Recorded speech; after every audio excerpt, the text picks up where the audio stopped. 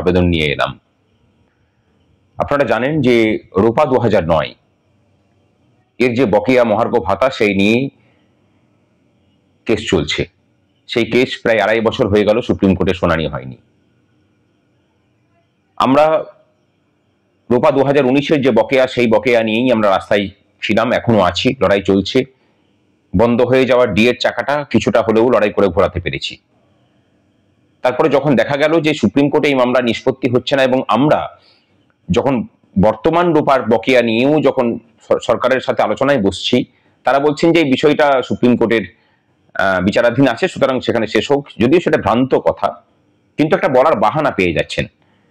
আমরা তখন ঠিক করলাম যে এই মামলায় সংগ্রামী যৌথ মঞ্চকে যুক্ত করতে হবে, এটার ক্ষেত্রটা বাড়ানোর জন্য, এবং এই মামলায় যারা মামলাকারী সংগঠন আছেন তাদের হাতকে আরো শক্তিশালী করার জন্য। সেই মোতাবেক আমরা ইম্পিড অ্যাপ্লিকেশন করলাম। সেই ইম্পিড অ্যাপ্লিকেশনের পরিপ্রেক্ষিতে মাননীয় বিচারপতি সঞ্জয় করলের ডিভিশন বেঞ্চ জানালো যে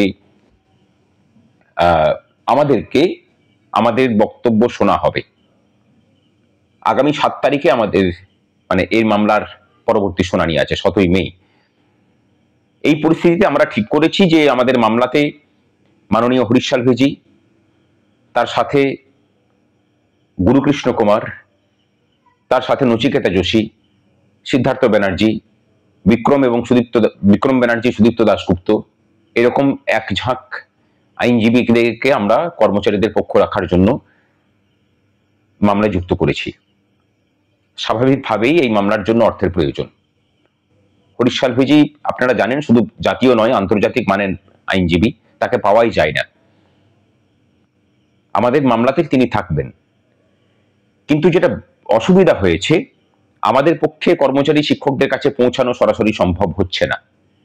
কোনো কোনো অফিসে আমাদের প্রতিনিধিরা যাচ্ছেন, গিয়ে পরে তারা অর্থ সংগ্রহের আবেদন জানাচ্ছেন।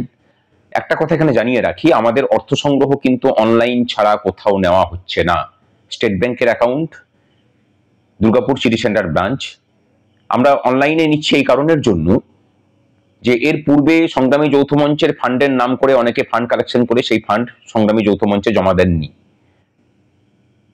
দায়ভার এসে চেপেছে আমাদের ঘাড়ে। আপনারা দিয়েছেন কিন্তু সেই টাকা আমাদের কাছে এসে পৌঁছায়নি, সেই কারণে অনলাইনে নেওয়া।